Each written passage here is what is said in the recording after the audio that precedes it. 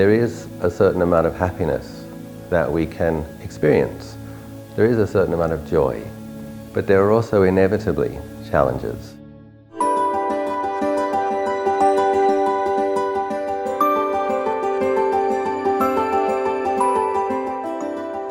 All of us are in the pursuit of happiness.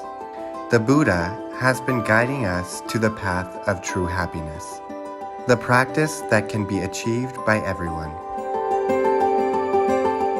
The basic ways to the presence and clarity of mind for Global Fellow.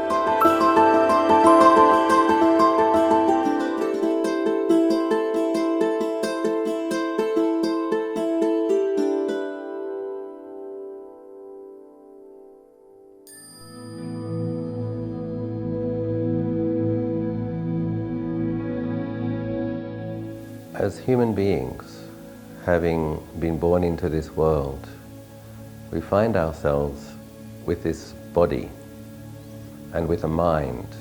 We have many shared experiences because inherent with this comes some great challenges, some wonderful opportunities, some opportunity for pleasure, for happiness, for joy, and also for difficulties, for suffering.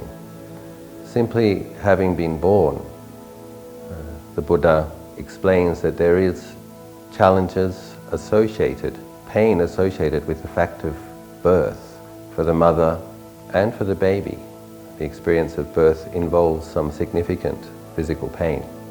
And then the Buddha also explains that we have some pain, some difficulty, some challenges associated with growing older, experiencing sickness, and eventually passing away.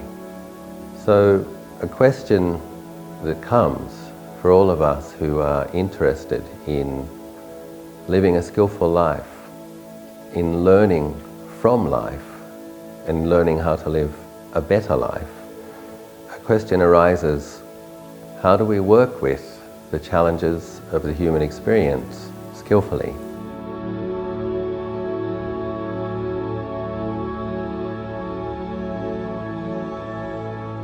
In Buddhism, the Buddha encourages us to understand the nature of the conditioned world.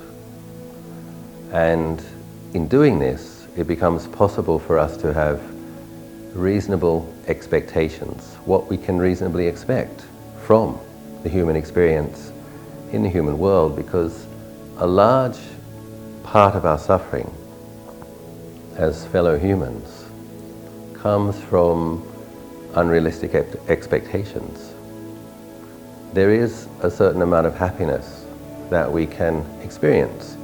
There is a certain amount of joy, but there are also inevitably challenges. And so what Buddhist practice gives us and what the Buddha's teaching give us is a set of skillful practices that help us to navigate life with a balanced perspective, reasonable expectations. The good news is there is a wonderful potential in life, but the wonderful potential, the most wonderful potential in life is not stemming from the material world or materialistic things.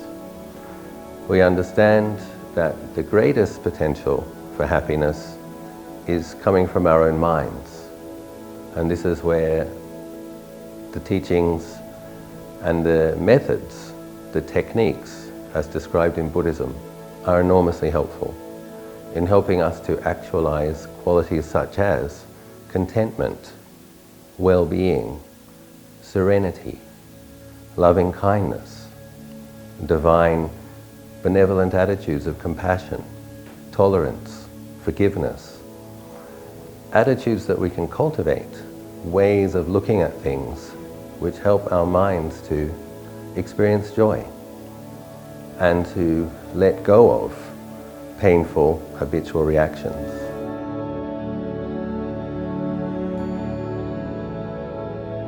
So for people who are interested in Buddhist teachings and Buddhist practices, one does have to commence a practice a meditation practice, because in meditation we are cultivating a quality of presence of mind, sometimes called mindfulness.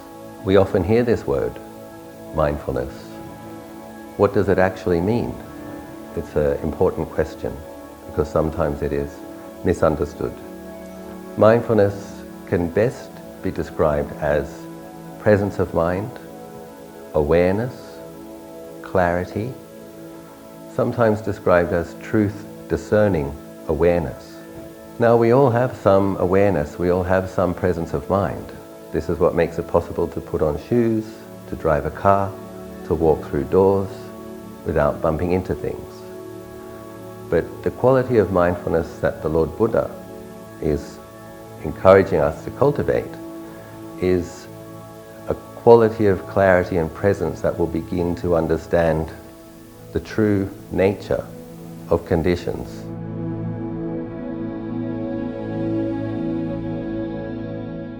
So that even when we experience difficulties and challenges, we know how to be with these emotions, stress, anxiety, worry, in a way which is kind. We can be with emotions, understanding their nature, that they will arise, stay for some time and cease, and we can support a skillful functioning of the personality in a body, in a world.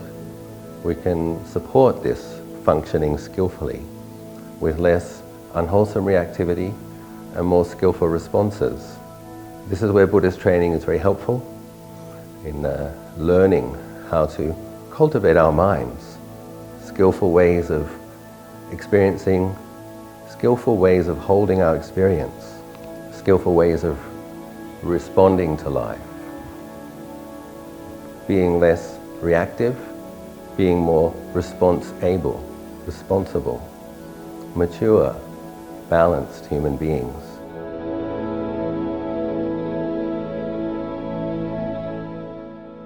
I hope in this series of short talks that I will be able to give some pointers as to what is possible in dealing with our shared human challenges and experience.